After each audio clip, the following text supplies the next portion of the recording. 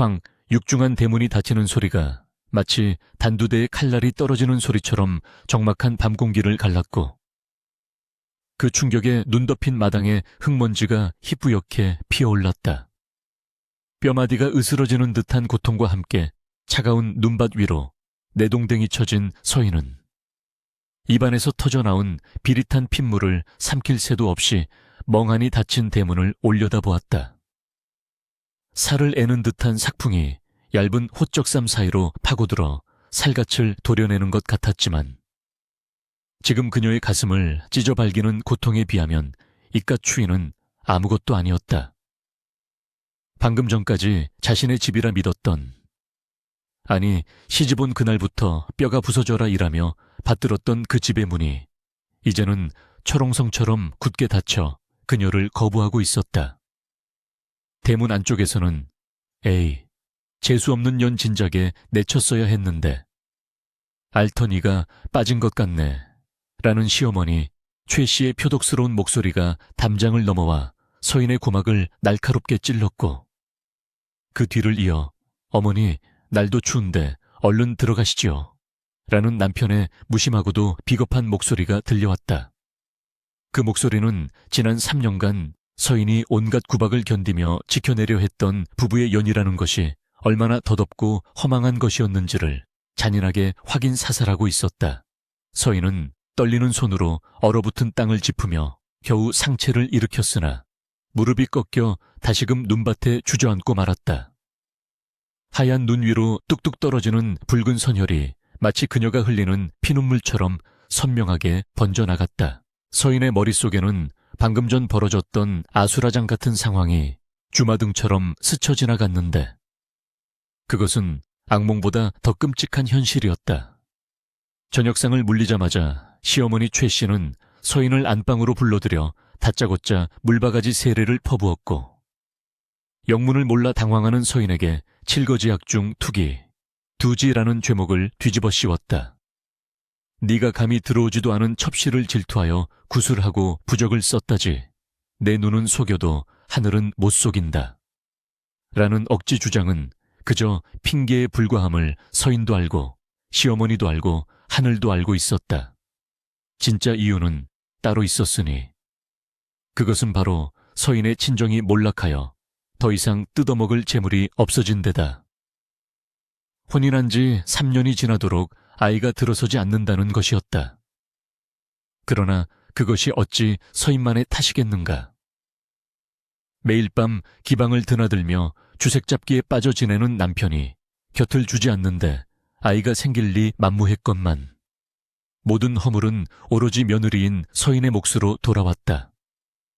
서인은 억울함에 가슴을 치며 결백을 호소했으나 돌아온 것은 남편의 차가운 외면과 시어머니의 매몰찬 손길뿐이었다. 남편 김진사는 서인이 끌려나가던 그 순간에도 뒷짐을 진 채 먼 산만 바라보며 마치 남의 집 불구경하듯 방관하고 있었다. 그 비겁한 눈빛을 떠올리자 서인의 가슴속 깊은 곳에서 뜨거운 불덩이가 치밀어 올라와 식도를 태울 듯이 뜨겁게 타올랐다. 내 이 원한을, 내 이 치욕을 죽어서 귀신이 되어서라도 갚으리라. 서인은 피 묻은 입술을 깨물며 닫힌 대문을 향해 저주에 가까운 맹세를 씹어 뱉었다. 그녀의 눈빛은 더 이상 순종적이고 착한 며느리의 것이 아니었으며 지옥불에서 기어나온 악귀의 형형한 눈빛처럼 섬뜩하게 빛나고 있었다. 시간이 얼마나 흘렀을까. 감각이 없어진 손발은 이미 나무 토막처럼 굳어가고 있었고 흩날리는 눈발은 점점 거세져 서인의 몸을 하얗게 뒤덮어 마치 그녀를 산채로 매장하려는 듯했다. 마을 어귀에 개 짖는 소리조차 들리지 않는 깊은 밤. 인적 드문 산길 입구에 버려진 서인은 서서히 꺼져가는 생명의 불씨를 느끼며 혼미해지는 정신을 붙잡으려 안간힘을 썼다.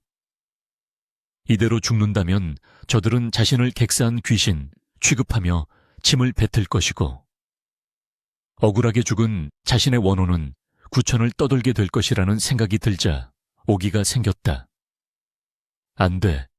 이대로는 절대 못 죽어. 살아서. 반드시 살아서 저 대문 안으로 다시 걸어 들어가리라. 그때는 내가 쫓겨나는 것이 아니라 너희들이 내 발 아래 엎드려 빌게 만들 것이다. 서인은 얼어붙은 손톱으로 땅을 파헤치며 기어갔다. 어디로 가야 할지도 모른 채 그저 저주스러운 시댁에서 한 발짝이라도 더 멀어지기 위해, 그리고 살기 위해 본능적으로 몸부림쳤다. 그러나 혹독한 추위는 자비가 없었고 며칠을 굶주려 탈진한 서인의 몸은 더 이상 그녀의 의지를 따라주지 않았다. 시야가 흐려지며 눈앞이 캄캄해졌고 귓가에는 윙윙거리는 이명과 함께 저승사자의 발자국 소리 같은 바람 소리만이 요란하게 울려 퍼졌다. 그녀의 의식이 끊어지려는 찰나 멀리서 희미하게 딸랑거리는 방울 소리가 들려왔다. 그것은 환청인가? 아니면 저승에서 부르는 소리인가? 어허, 이복의 저기 눈구덩이에 뭐가 있는 것 같지 않은가? 짐승인가?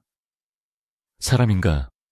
거친 사내의 목소리가 바람결에 실려 희미하게 들려왔지만 서인은 대답할 기력조차 남아있지 않았다. 딸랑딸랑. 방울 소리가 점점 가까워지더니 뽀득뽀득 눈을 밟는 투박한 발자국 소리가 서인의 귓가에 멈춰 섰다. 곧이어 거친 손길이 서인의 어깨를 잡아 돌려 세웠고 횃불의 뜨거운 열기가 얼어붙은 그녀의 얼굴에 닿았다. 세상에, 사람이잖아. 여복의 행수 어른, 여기 여인이 쓰러져 있습니다. 아직 숨이 붙어 있는 것 같습니다. 다급한 외침이 들리자 주변이 소란스러워졌고 웅성거리는 말소리들이 서인의 몽롱한 의식 속으로 파고들었다. 눈을 억지로 떠보려 했지만 눈꺼풀이 청은망은 무거워 틈새로 보이는 것은 흔들리는 불빛과 털모자를 눌러쓴 낯선 사내들의 실루엣뿐이었다. 그들 중 우두머리로 보이는 중년의 사내가 서인의 얼굴을 들여다보며 혀를 찼다. 이 엄동설 안에 홑겹옷 하나 입고 쫓겨나다니. 사연이 오죽기구할꼬. 딱 보니 양반집 규수 같은데 모진 꼴을 당했구만. 그의 목소리에는 연민과 함께 세상 풍파를 겪은 이 특유의 단단함이 배어 있었다. 그는 두툼한 속옷을 벗어 서인의 몸을 감싸주며 다른 일행들에게 지시했다. 그냥 두고 가면 얼어 죽을 게 뻔하다. 집마차에 자리를 좀 만들어라.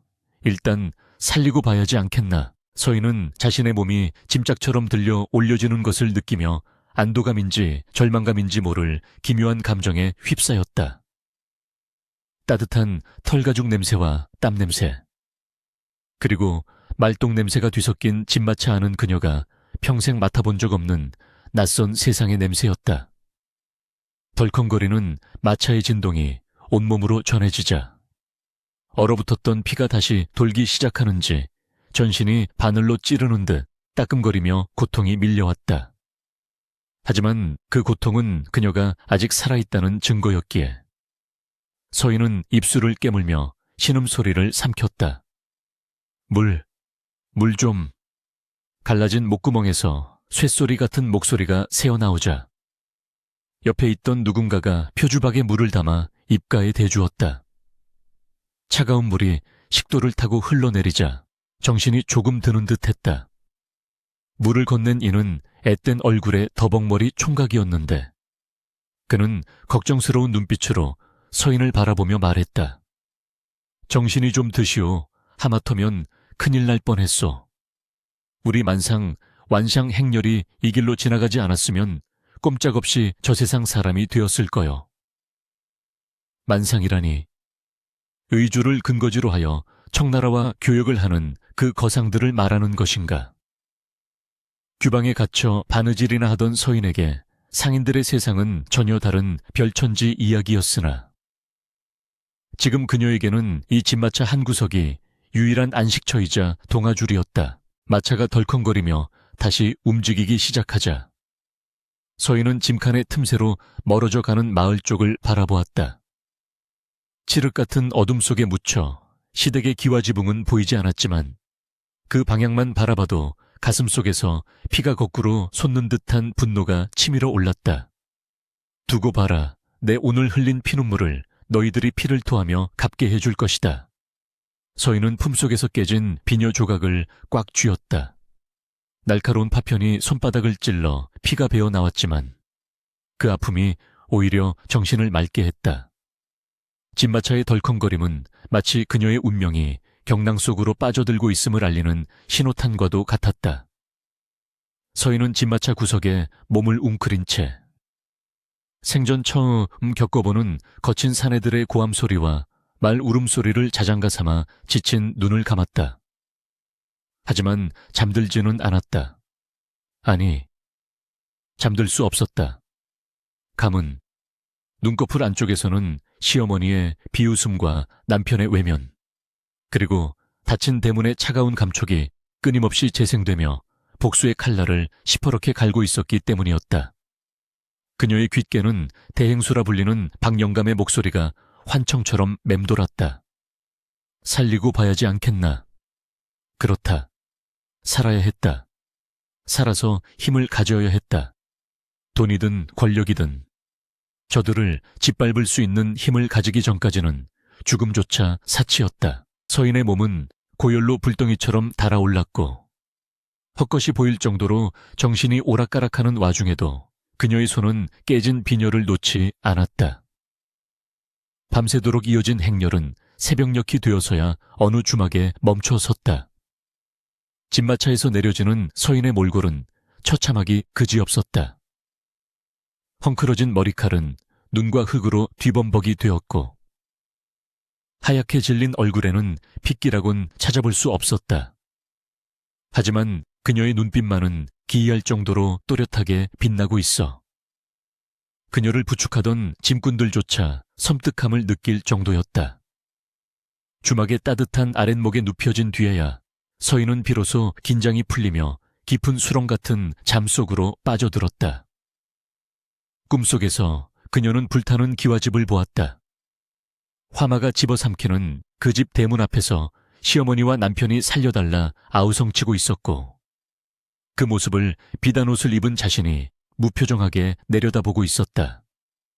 그것은 단순한 개꿈이 아닌 앞으로 그녀가 만들어갈 미래에 대한 예지몽과도 같았다. 다음 날 아침 눈을 뜬 서인은 자신을 구해준 박영감을 찾아가 무릎을 꿇었다. 어르신, 제 목숨을 구해주셨으니 제 목숨은 이제 어르신의 것입니다. 무슨 일이든 시켜만 주십시오. 짐승처럼 부리셔도 좋고 노비로 파셔도 좋습니다. 그저 제가 살아갈 힘을 얻을 수 있게만 해주십시오. 서인의 목소리는 쉬어 있었지만 그 안에 담긴 결기는 바위라도 뚫을 기세였다. 박영감은 곤방대를 문 채 매서운 눈초리로 서인을 위아래로 훑어보았다. 양반집 규수의 고운태가 아직 남아있었지만 그 눈빛 속에 서린 도끼 두 치는 예사롭지 않았다. 박영감은 허허롭게 웃으며 곤방대를 털었다. 양반댁 아기씨가 험한 장사치꼴을 견딜 수 있겠느냐. 우리는 똥오줌도 가리지 않고 돈이 된다면 심리길도 마다하지 않는 천한 놈들이다. 서인은 눈 하나 깜짝하지 않고 대답했다. 똥오줌보다 더한 것도 먹을 수 있습니다. 돈이 된다면, 그리고 그 돈으로 힘을 살 수 있다면 저는 악귀가 되어도 좋습니다. 그녀의 대답에 박영감의 눈매가 가늘어졌다. 그는 장사꾼 특유의 감각으로 눈앞에 이 여인이 평범한 여염집 안악이 아님을, 가슴속에 시퍼런 칼을 품고 있음을 단번에 알아차렸다. 그리고 그 칼이 잘만 다듬어진다면 천하를 뵐 수도 있는 명검이 될지도 모른다는 흥미가 일었다. 좋다. 이름이 무엇이냐? 박영감의 물음에 서인은 잠시 망설이다가 과거의 자신을 버리겠다는 듯 단호하게 대답했다. 없습니다. 어제 죽었습니다. 이제부터는 그저 살기 위해 무엇이든 하는 상단의 막일꾼으로 불러주십시오. 서인의 대답에 박영감은 고개를 끄덕이며 껄껄 웃었다. 독종 1호구만. 마음에 든다. 오늘부터 우리 상단의 식구다. 하지만 명심해라. 이곳은 핏줄보다 돈줄이 더 진한 곳이다. 내 몫을 못하면 언제든 다시 저 눈밭에 버려질 것이다. 서인은 바닥에 이마를 대고 저를 올렸다. 차가운 마룻바닥의 냉기가 이마를 타고 전해졌지만 그녀의 가슴 속에는 뜨거운 용암이 끓어오르고 있었다. 이제 시작이었다. 쫓겨난 며느리 서인은 죽었다. 그리고 복수를 위해, 천하를 호령할 거상이 되기 위해 다시 태어난 서인이 그곳에 있었다. 창호지 문 너머로 희미하게 밝아오는 여명은 그녀의 새로운 인생을 비추는 서관기자. 몰락해갈 시댁의 앞날을 예고하는 조종 디아우종 과도 같았다. 개성 상단의 뒷마당은 언제나 시큼한 말똥 냄새와 썩어가는 채소 냄새, 그리고 거친 사내들의 땀 냄새가 뒤섞여 숨을 쉬기조차 버거운 곳이었다. 서인은 그 아수라장 한복판에 쭈그리고 앉아 살얼음이 낀 가을물에 산더미처럼 쌓인 녹그릇을 닦고 있었다. 고운 비단옷에 감싸여 있던 백옥 같던 손은 어느새 거북이 등껍질처럼 터지고 갈라져 피고름이 배어나왔고, 손가락 마디마디는 동상에 걸려 퉁퉁 부어올라 감각조차 없었다. 하지만 서인은 호호 입김을 불어 언손을 녹일 시간조차 아까운 듯 쉴 새 없이 수세미질을 해댔다. 이봐 신참, 아직도 멀었어. 밥그릇 닦다가 해 떨어지겠네. 군뱅이가 친구하자고 덤비겠어. 주방을 담당하는 억척스러운 참모가 등 뒤에서 고함을 지르며 물바가지를 걷어찼다. 흙탕물이 튀어 서인의 얼굴과 옷을 더럽혔지만 그녀는 표정 하나 바꾸지 않고 고개를 숙이며 죄송합니다. 곧 끝내겠습니다. 라고 나직이 읊조릴 뿐이었다. 과거 양반과 며느리로서의 자존심 따위는 이미 저 차가운 가을물에 씻어보낸 지 오래였다. 지금 그녀에게 중요한 것은 자존심이 아니라 오늘 하루를 버티고 얻어낼 주먹밥 한 덩이와 엽전 한 잎이었다. 그것만이 복수를 향한 유일한 연료였기 때문이다. 상단의 사내들은 굴러 들어온 서인을 처음에는 호기심 어린 눈으로, 나중에는 음흉한 시선으로 바라보았다. 험한 일을 하느라 얼굴에 검댕을 칠하고 남루한 옷을 입었어도 감출 수 없는 기품과 미모는 묻 사내들의 마음을 동요시키기에 충분했다. 어느 날 밤, 술에 거나하게 취한 짐꾼 하나가 설거지를 하고 있는 서인의 뒤로 다가와 거친 손으로 그녀의 엉덩이를 더듬으려 했다. 어이, 색시, 이 추운 날 고생이 많네. 오라버니가 술 한 잔 따라줄 테니 몸 좀 녹이고 가. 내 품이 아랫목보다 더 따뜻할걸. 역겨운 술 냄새와 함께 들이닥친 위협에 서인은 소스라치게 놀라는 대신 닦고 있던 녹그릇을 바닥에 내리치며 벌떡 일어섰다. 그녀의 손에는 깨진 사기그릇 조각이 들려 있었고 그것은 정확히 사내의 목을 겨누고 있었다. 한 발자국만 더 다가오면 내 놈의 목을 그어버리고 나도 혀를 깨물고 죽겠다. 나는 잃을 것이 없는 사람이다. 잃을 게 없는 사람이 얼마나 무서운지 보고 싶다면 어디 한번 덤벼봐라. 서인의 눈빛은 살기로 번들거렸고 목소리는 지옥에서 들려오는 듯 낮고 서늘했다. 술김에 수작을 걸려던 사내는 서인의 기세에 눌려 딸꾹질을 하며 뒷걸음질 쳤고 이 광경을 지켜보던 다른 일꾼들 사이에서는 독한 년, 미친 년이라는 수군거림이 퍼져나갔다. 그날 이후 누구도 감히 서인을 건드리지 못했다. 그녀는 상단 내에서 얼음마녀라는 별명으로 불리게 되었다. 낮에는 뼈가 부서져라 허드레시를 했지만 밤이 되면 서인은 남몰래 또 다른 싸움을 시작했다.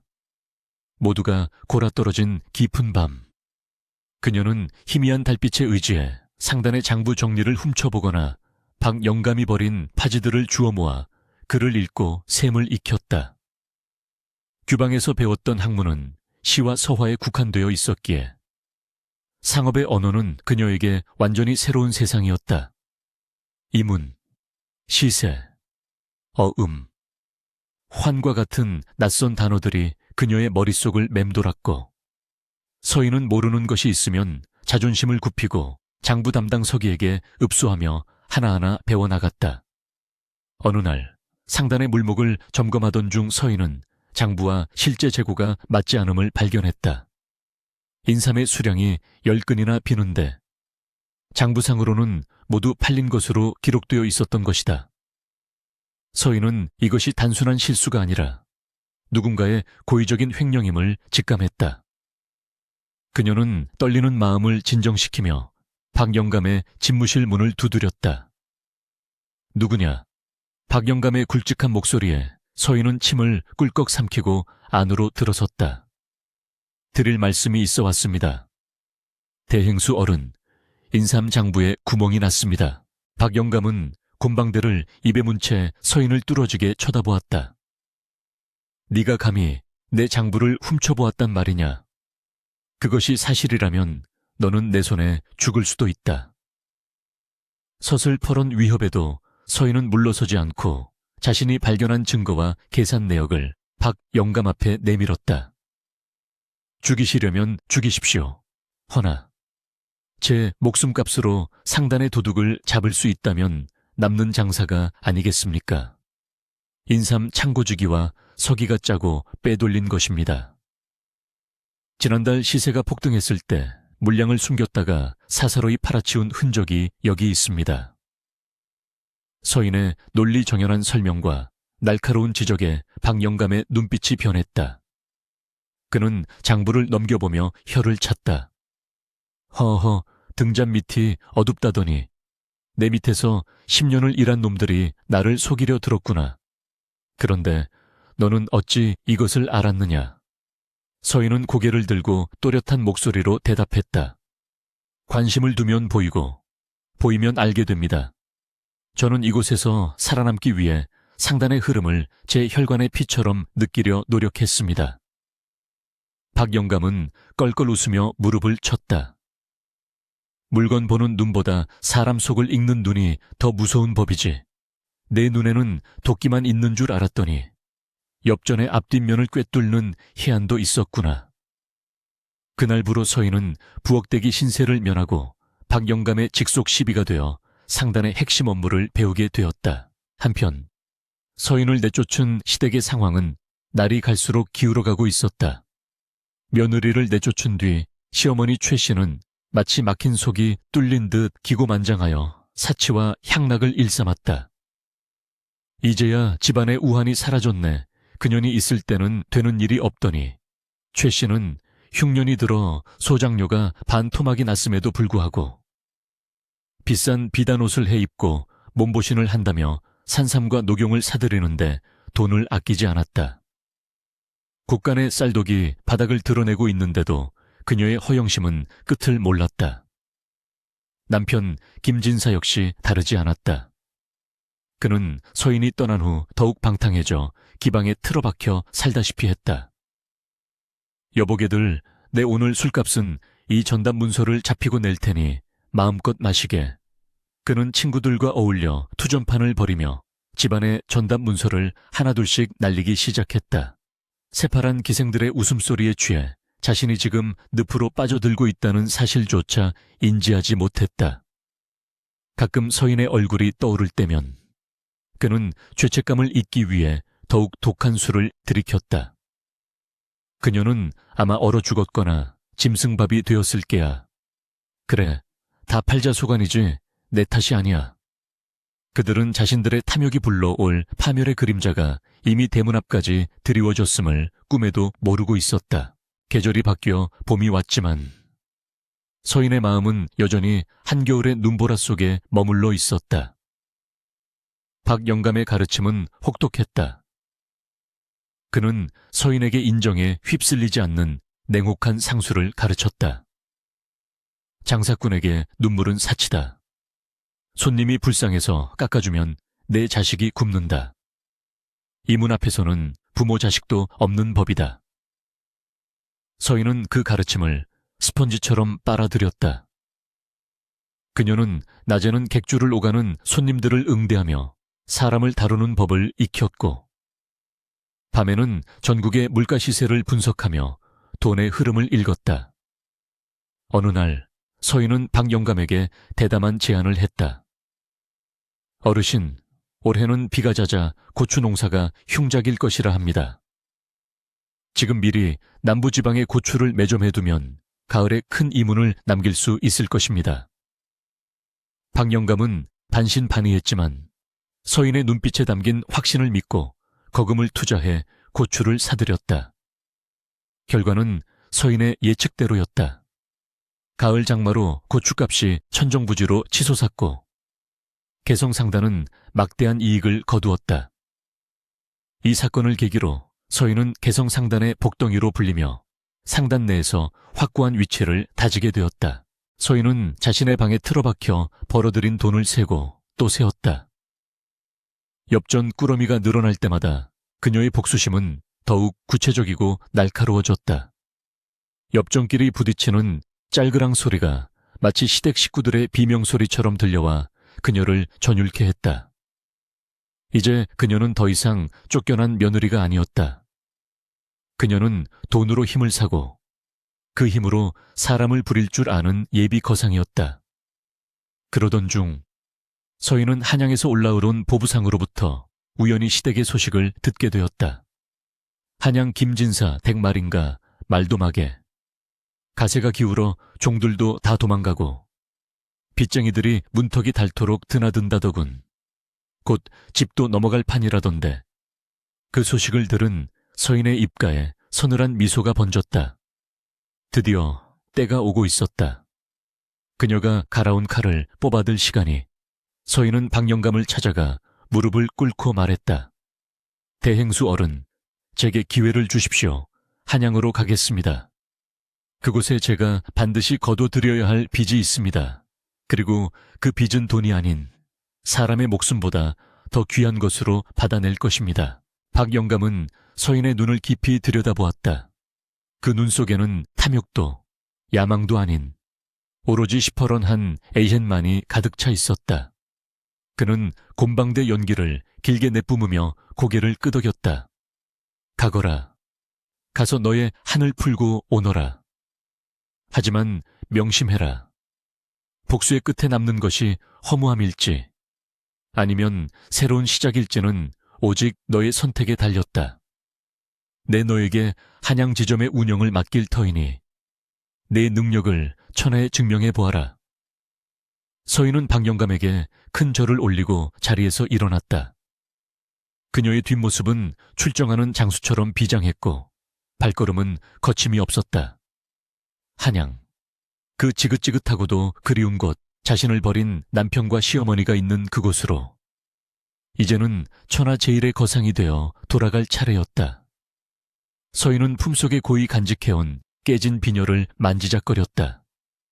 날카로운 끝이 손가락을 찔렀지만 아프지 않았다. 기다려라. 내가 간다. 너희들이 내게 준 고통을 이자까지 쳐서 갚아주러 내가 간다. 서인의 마차는 흙먼지를 일으키며 한양을 향해 질주하기 시작했고 멀리서 먹구름이 몰려오며 거대한 폭풍우를 예고하고 있었다. 한양의 운종가 윤 총재는 조선 팔도의 물화가 모여드는 상업의 심장부였으나 최근 이 거리의 주인은 단 한 사람으로 통하고 있었다. 사람들은 그녀를 옥화 유후와 행수라 불렀다. 그녀의 본명을 아는 이는 극히 드물었고 그저 언제나 얼굴을 가리는 너울을 쓰고 다니며 차가운 옥처럼 매서운 판단력으로 상권을 장악한다 하여 붙여진 벼로였다. 개성 상단의 한양 지점을 맡은 지 불과 2년. 서인은 인삼과 비단의 유통망을 완벽하게 틀어쥐었다. 옥화 행수의 도장이 없으면 비단 한 필도 대문을 넘지 못한다.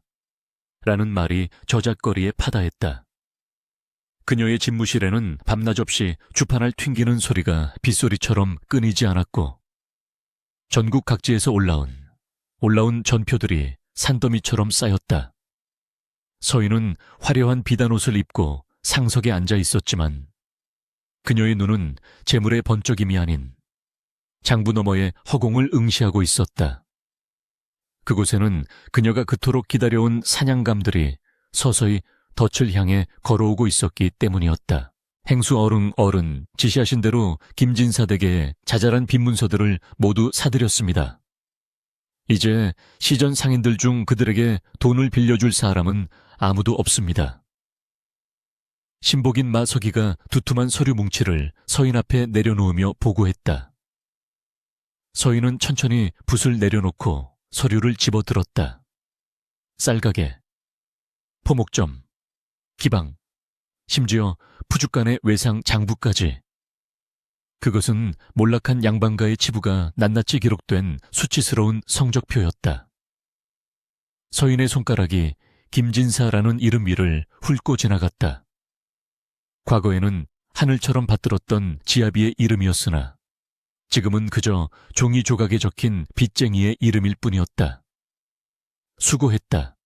웃돈을 얹어주어서라도 남은 빚이 없도록 싹 긁어 모아라. 그들이 숨 쉴 구멍이라고는 바늘구멍 하나 남기지 말고 막아야 한다. 서인의 목소리는 건조했지만 그 속에 담긴 집요함은 마석이조차 등골을 서늘하게 만들었다. 그녀는 복수를 위해 자신의 재력을 무기 삼아 보이지 않는 포위망을 좁혀가고 있었다. 한편 남산골 김진사의 집은 흉가나 다름없었다.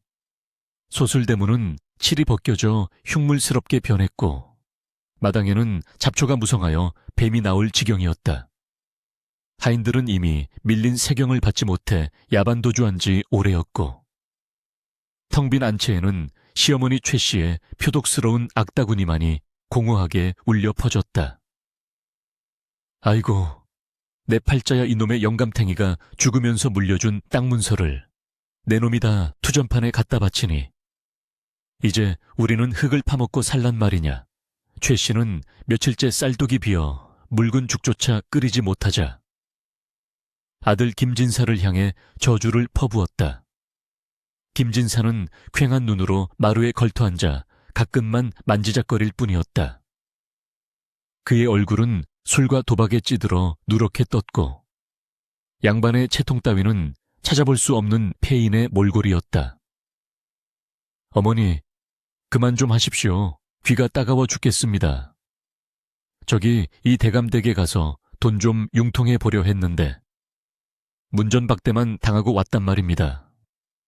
김진사가 짜증 섞인 목소리로 대꾸하자 최 씨는 바닥을 치며 통곡했다. 내가 무슨 죄를 지어서 이런 꼴을 당하나 그 재수없네 없는 며느리 년을 내쫓았을 때만 해도 액땜했다 좋아했거늘. 그년이 나간 뒤로 되는 일이 하나도 없어. 그녀는 자신의 탐욕과 아들의 무능함은 탓하지 않고 여전히 쫓겨난 서인 탓만 하며 하늘을 원망했다. 그때 대문 밖에서 인기척이 들리더니 마석이가 안으로 들어섰다. 그는 짐짓 점잖은 체하며 헛기침을 했다. 이리 오너라. 여기가 김진사댁 맞소. 낯선 방문객의 등장에 최 씨와 김진사는 화들짝 놀라며 옴매무새를 다듬었다. 빚쟁이들이 들이닥칠까봐 전전긍긍하던 차였다. 마석이는 그들의 비굴한 눈빛을 읽으며 속으로 비웃음을 삼켰다. 나는 운종가 옥화객주에서 나온 사람이요. 듣자 하니 대개 사정이 딱하여 급전이 필요하다 들었는데 우리 행수께서 담보만 확실하다면 자금을 융통해 주시겠다고 하더이다. 그 말은 지옥에 떨어진 죄인에게 내려온 돈가줄과도 같았다. 최 씨의 눈이 번쩍 뜨였다. 오, 옥화객주라면 그 한양 제일의 거상이라는 곳 아닙니까? 아이고, 어르신 어서 오십시오. 누추하지만 들어오시죠.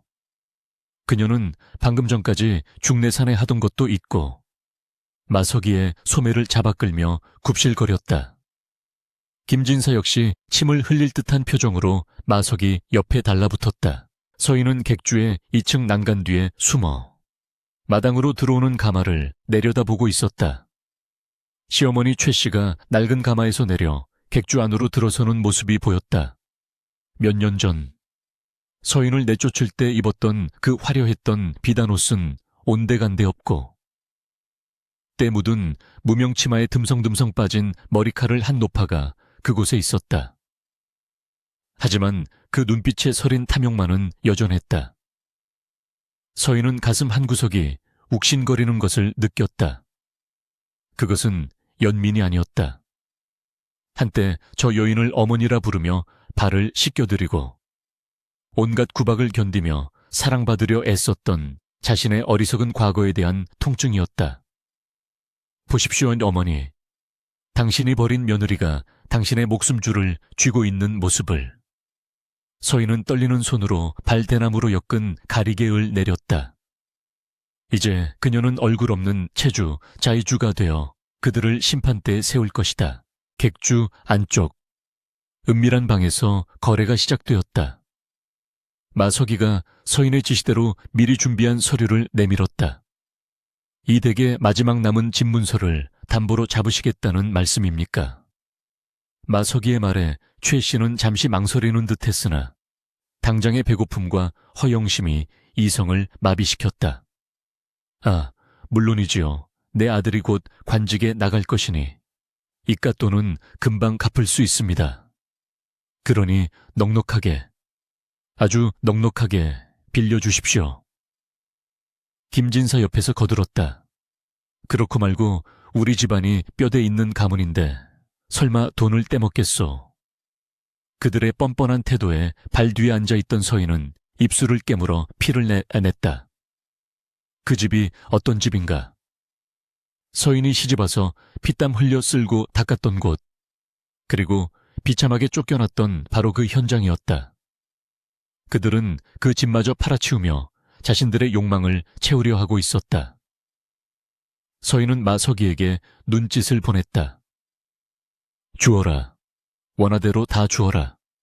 그리고 파멸의 구렁텅이로 밀어 넣어라. 마석이는 두툼한 돈주머니와 함께 계약서를 내밀었다. 좋습니다. 다만 변제 기일은 딱 보름입니다.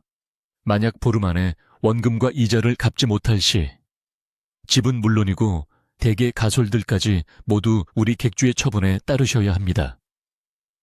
보통 사람이라면 기겁할 조건이었지만 눈앞의 돈에 눈이 먼 모자는 계약서 내용을 제대로 읽어보지도 않고 지장을 꾹 눌러 찍었다. 아묘 보름이면 충분합니다. 그 붉은 인주 자국은 마치 그들의 목을 조이는 핏빛 올가미처럼 선명했다.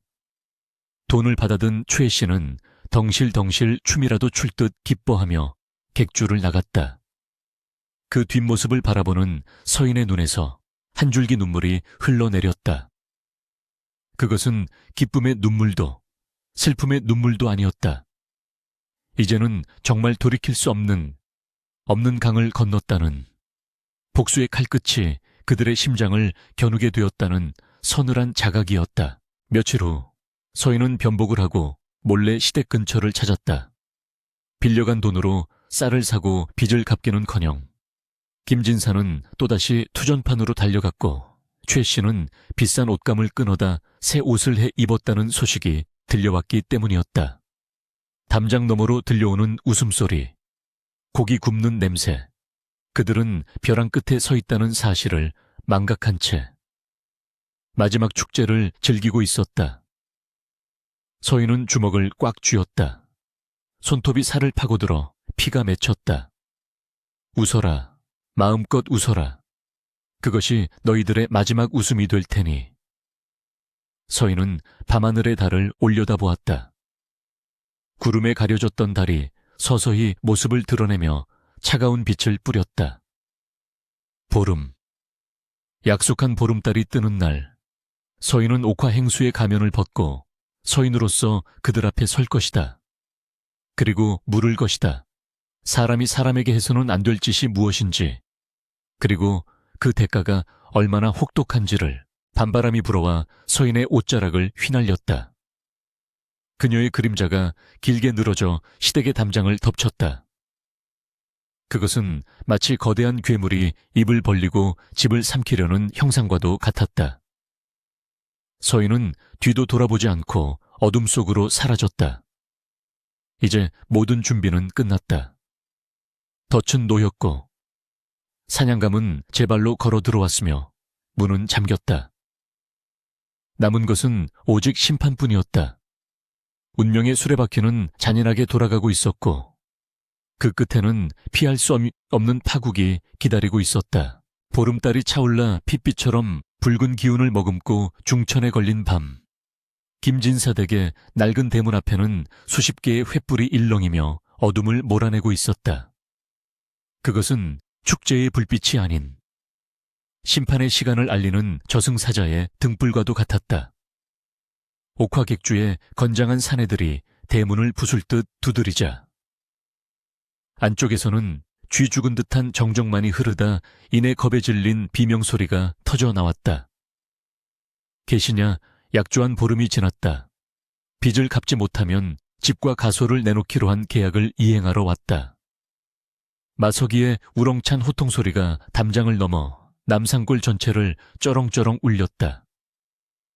잠시 후 빗장이 풀리고 대문이 열리자 혼비백산하여 신발도 제대로 신지 못한 김진사와 최 씨가 튀어나왔다. 그들의 얼굴은 공포로 하얗게 질려 있었고 사시나무 떨듯 떨리는 다리는 제대로 서 있기조차 힘겨워 보였다. 마당에는 이미 옥화객주의 하인들이 들이닥쳐 가재도구를 압류하고 붉은 딱지를 붙이고 있었으니 그야말로 아비규환의 생지옥이 따로 없었다. 최 씨는 마당 한가운데 놓인 화려한 가마 앞으로 달려가 무릎을 꿇고 읍소했다. 가마 주위에는 비단 장막이 드리워져 안에 탄 사람의 모습은 보이지 않았으나 뿜어져 나오는 위압감은 대단했다. 아이고, 대행수 어른 한 번만, 딱 한 번만 봐주십시오. 내 아들이 과거 급제만 하면 이깟 돈은 10배, 아니 100배로 갚을 수 있습니다. 제발 이 늙은이의 목숨을 봐서라도 기한을 조금만 늘려주십시오. 최 씨는 땅바닥에 머리를 찌으며 피가 나도록 빌었다. 김진사 또한 옆에서 비굴하게 손을 비비며 거들었다. 그렇습니다. 어르신, 우리 집안이 비록 지금은 공웅하나 뼈대 있는 양반 가문입니다. 어찌 장사치, 아니 상당과의 약속을 어기겠습니까? 며칠만 말미를 주시면 반드시 융통해 오겠습니다. 그들의 목소리는 처절했으나 가마 안에서는 아무런 대답도 들려오지 않았다. 오직 차가운 밤바람만이 비단 장막을 스치며 스스스 소리를 낼 뿐이었다. 그때 가마 옆에 서 있던 마서기가 차갑게 비웃으며 말했다.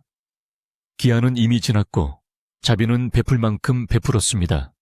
이 집의 문서는 이미 관아의 공증을 거쳐 우리 객주로 넘어왔으니 지금 당장 나가주셔야겠습니다. 빈몸으로 오셨으니 빈몸으로 나가시는 게 도리 아니겠습니까? 그 말에 최 씨는 악을 쓰며 발악했다. 이놈들아, 내 놈들이 사람이냐, 엄동설하네 우리를 길바닥에 나앉게 하다니. 천벌이 두렵지 않느냐, 내가 누군지 알고 감히.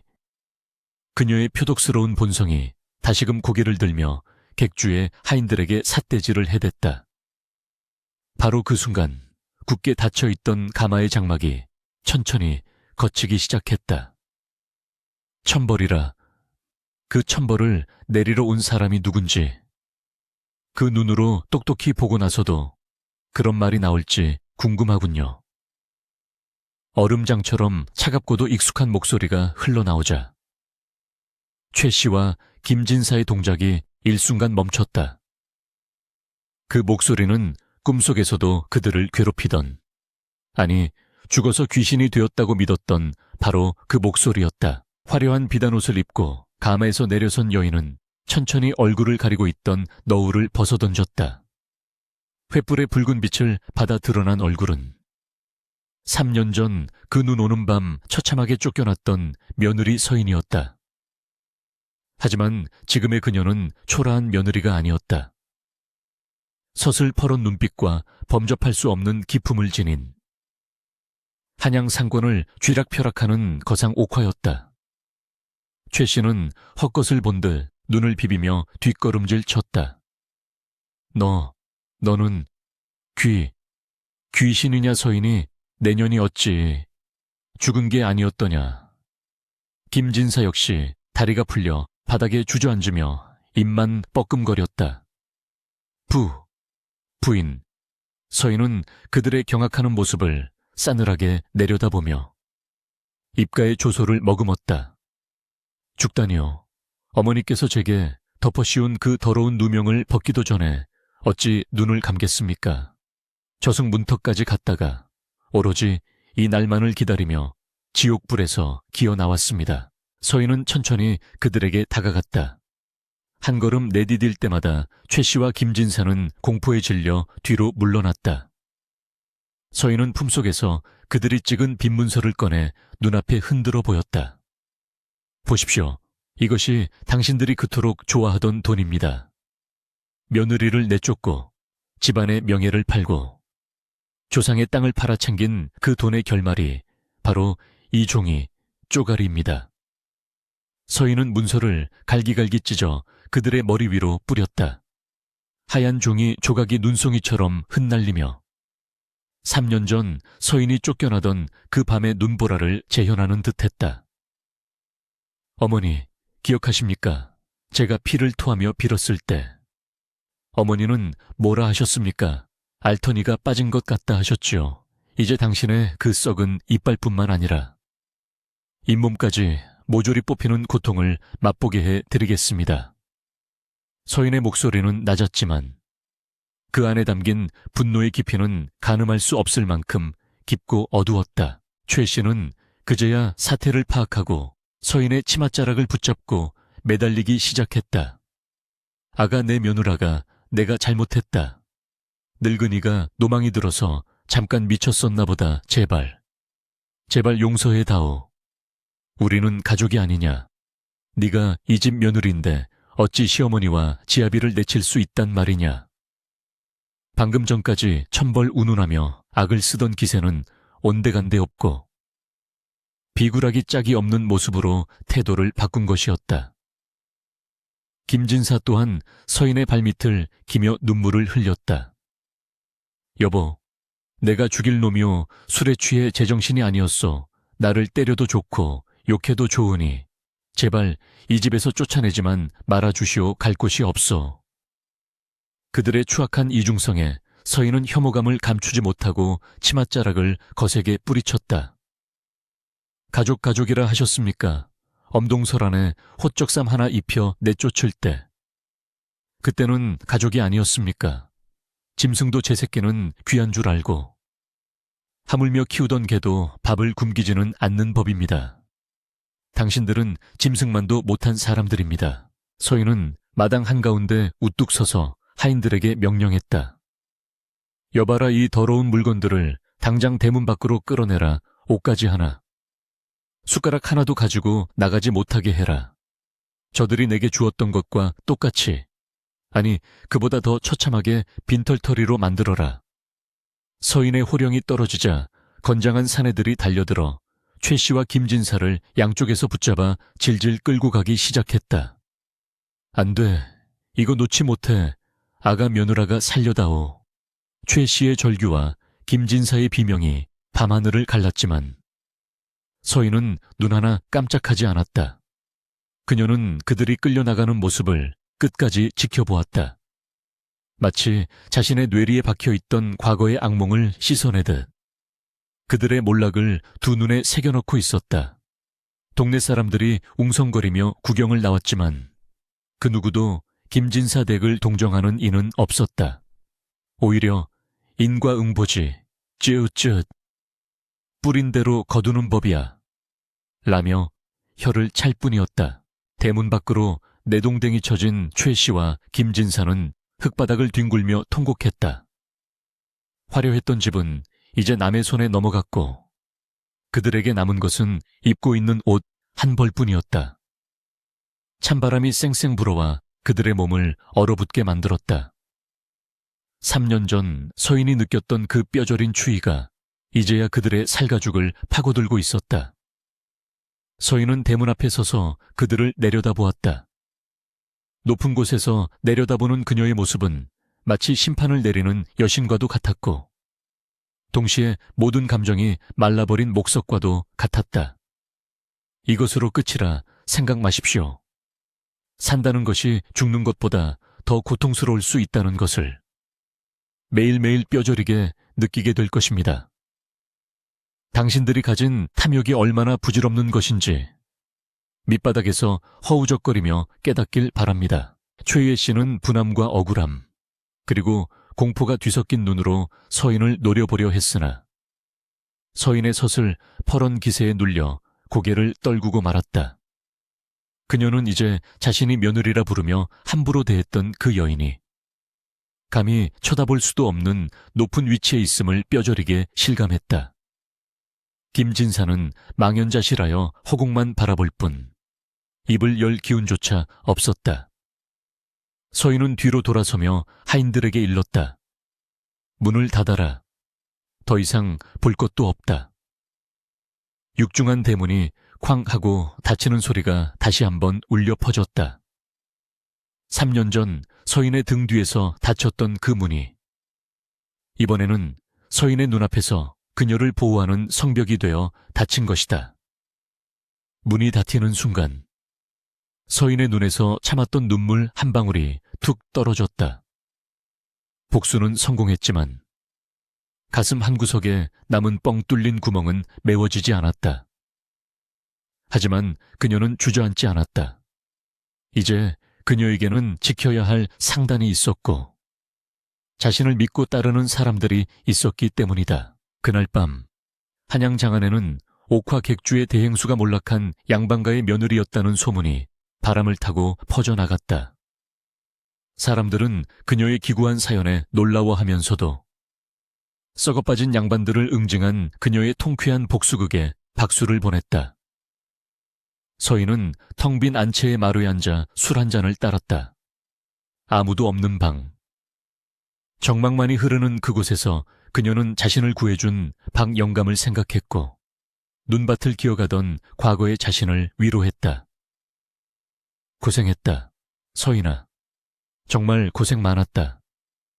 그녀가 들이킨 술잔은 쓰고도 달았다. 그것은 복수의 맛이자 새로운 인생의 맛이었다. 담장 밖에서는 쫓겨난 시댁 식구들의 곡소리가 끊이지 않았지만 서인은 더 이상 귀를 기울이지 않았다. 그들은 이제 그녀의 인생에서 스쳐 지나가는 하찮은 먼지에 불과했다. 밤은 깊어갔고 서인의 새로운 시대가 막을 올리고 있었다. 매서운 추위가 물러가고 남산골 김진사의 옛집. 아니 이제는 서인의 저택 마당에도 어김없이 봄이 찾아왔다. 담장 너머로 흐드러지게 핀 매화 향기가 묵은 곰팡이 냄새를 밀어내고 폐가처럼 적막했던 안채에는 사람들의 활기찬 목소리가 가득 찼다. 서인은 그 집을 다시 자신의 보금자리로 삼는 대신 갈 곳 없는 병자와 굶주린 이들을 위한 구휼소 지우슈수호로 개방했다. 한때 탐욕과 허영으로 얼룩졌던 사랑채에는 쌀가마니가 산더미처럼 쌓여 매일 아침 가난한 백성들에게 나누어지는 진풍경이 벌어졌다. 서인은 대청마루에 앉아 그 모습을 지켜보며 찻잔을 기울였다. 씁쓸한 칠차 향이 입안을 감돌았지만 그 뒷맛은 어느 때보다 달콤했다. 과거 자신이 피눈물을 흘리며 쫓겨났던 그 문턱을 이제는 수많은 사람들이 옥화 행수님 만세, 생불 샹포이십니다 라고 외치며 넘나들고 있었다. 그것은 서인이 시댁 식구들에게 내릴 수 있는 가장 우아하고도 잔인한 복수이자 스스로를 구원하는 방식이었다. 반면 한양 도성 밖 수구문 슈이쿠문 아래 다리 밑은 지옥도와 다름없었다. 거적대기를 뒤집어 쓴 거지들 틈바구니에서 시어머니 최 씨와 김진사는 썩은 밥덩이 하나를 두고 서로 으르렁거리고 있었다. 이놈아 애미가 배가 고파 죽겠는데 그걸 내 입에 쳐넣느냐. 불효 막심한 놈. 최 씨는 앙상하게 마른 손으로 아들의 머리채를 휘어잡았고 김진사는 나도 며칠을 굶었소 노망난 할망구가 힘은 장산에 라며 어머니를 밀쳐냈다. 진흙탕의 나뒹구는 그들의 몰골은 짐승보다 못했다. 화려했던 비단옷은 걸레 조각이 되어 살이 훤히 비쳤고 고왔던 피부는 때 국물이 줄줄 흘러 악취를 풍겼다. 지나가던 사람들이 코를 막으며 저 늙은이가 옛날에 며느리 내쫓고 패가 망신한 그 김진사댁 마님이라지. 쯧쯧. 인과응보가 따로 없네. 황금알 낳는 거위를 제 발로 걷어찼으니 꼴 좋다. 라며 손가락질을 해댔다. 그 비웃음 소리는 그들의 뼈를 깎는 고문과도 같았으나 당장의 허기를 채우는 것이 더 급했던 그들은 수치심조차 잊은 채 바닥에 떨어진 밥풀을 주워 먹기에 바빴다. 어느 날 서인은 박영감과 함께 시차를 위해 장터로 나갔다. 화려한 가마를 타고 비단 장막 너머로 거리를 내다보던 서인의 눈에 낯익은 두 거지의 모습이 들어왔다. 시장통 구석에서 생선 대가리를 훔치다 주인에게 매타작을 당하고 있는 최 씨와 그 옆에서 멍하니 침을 흘리며 구경하고 있는 김진사였다. 아이고, 한 번만 봐주십시오. 배가 고파서 그랬습니다. 비굴하게 비는 최 씨의 목소리가 귓전을 때렸다. 박영감이 혀를 차며 물었다. 자네 시어미와 지아비가 아니더냐? 꼴이 말이 아니구나. 도와주고 싶지 않느냐? 서인은 잠시 흔들리는 눈빛을 보였으나 이내 차갑게 고개를 저었다. 그들에게 베풀 수 있는 마지막 자비는 그저 살려두어 자신들이 저지른 죄의 무게를 평생 짊어지고 살게 하는 것입니다. 지금 돕는다면 그들은 또다시 고마움은 모르고 기고만장해질 것입니다. 저것이 그들이 선택한 업보, 예바오입니다. 서인은 가마꾼에게 눈짓하여 행렬을 계속 움직이게 했다. 멀어지는 가마 뒤로 최 씨의 통곡 소리가 들려왔지만 서인은 뒤돌아보지 않았다. 계절이 몇 번 바뀌고 서인의 명성은 한양을 넘어 조선 팔도에 울려 퍼졌다. 그녀는 단순히 돈만 많은 거상이 아니라 상도샹 다어를 지키며 백성을 구하는 의상이샹교로 존경받게 되었다. 어느 맑은 가을날 서인은 부모님이 잠들어 계신 선산 옌산을 찾았다. 잡초가 무성했던 무덤가는 말끔하게 정돈되어 있었고 그 앞에는 최상품의 제수용품들이 차려졌다. 서인은 무덤 앞에 무릎을 꿇고 술을 따랐다. 아버지, 어머니, 못난 딸 서인이가 왔습니다. 가문의 몰락을 막지 못하고 쫓겨나 모진 세월을 겪었으나 이제는 누구에게도 머리 조아리지 않고 당당히 제 힘으로 섰습니다. 서인의 목소리는 잔잔했지만 그 속에는 천마디 말보다 깊은 회한과 긍지가 담겨 있었다. 바람이 불어와 나무짚이 흔들리며 마치 부모님이 장하다, 내 딸아 라고 속삭이는 듯했다. 서인은 흐르는 눈물을 닦지 않고 한참을 소리내어 울었다. 그것은 지난 수년간 가슴속에 맺혀있던 응어리를 모두 씻어내는 정화의 눈물이었다. 산을 내려오는 길. 서인은 박영감이 기다리고 있는 정자로 향했다. 박영감은 늙고 병들어 이제는 지팡이 없이는 걷기도 힘든 몸이었지만 서인을 바라보는 눈빛만은 여전히 따뜻했다. 그래, 이제 마음의 짐은 다 내려놓았느냐? 박영감의 물음에 서인은 맑은 미소를 지으며 고개를 끄덕였다. 예, 어르신. 복수심이라는 불길이 저를 태워 죽일 줄 알았는데 그 불길이 꺼진 자리에 남은 제가 걸음이 되어 새싹이 돋아난 기분입니다. 박영감은 껄껄 웃으며 서인의 손을 토닥였다. 장사는 이문을 남기는 것이 아니라 사람을 남기는 것이라 했다. 너는 돈도 벌고 사람도 얻었으니 나보다 훨씬 훌륭한 장사꾼이 되었구나. 내 이제 눈을 감아도 여한이 없다. 서인은 박영감의 주름진 손을 꼭 잡았다. 피 한 방울 섞이지 않았지만 그가 바로 서인의 진정한 아버지이자 스승이었다. 오래오래 사셔서 제가 천하를 호령하는 모습을 지켜봐 주십시오. 아직 보여드릴 것이 많습니다. 세월이 흘러 김진사와 최 씨는 결국 객사하여 거적에 말려 이름 모를 상기슬게 버려졌다는 소문이 들려왔다. 그들의 죽음 앞에는 향 한 자루, 곡소리 한 자락 없었다고 했다. 서인은 그 소식을 듣고 잠시 하늘을 올려다보았을 뿐 별다른 감정을 내비치지 않았다. 그녀의 삶은 이미 그들과는 다른 궤도를 돌고 있었기 때문이다.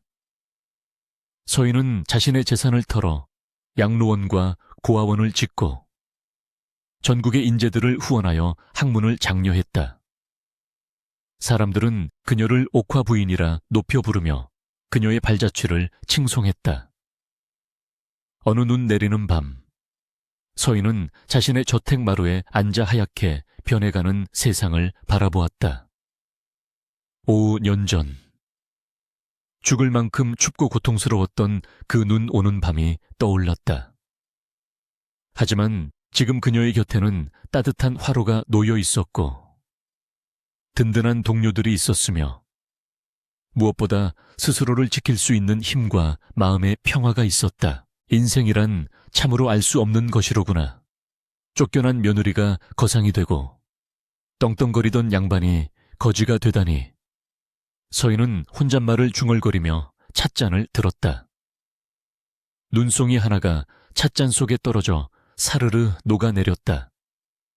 차가운 눈이 뜨거운 차를 만나 흔적도 없이 사라지듯 서인의 가슴 속에 남아있던 마지막 미움조차 완전히 녹아내리는 순간이었다. 그녀는 붓을 들어 화선지에 글귀 하나를 써 내려갔다. 사필귀정, 시비귀정. 모든 일은 반드시 바른 길로 돌아간다.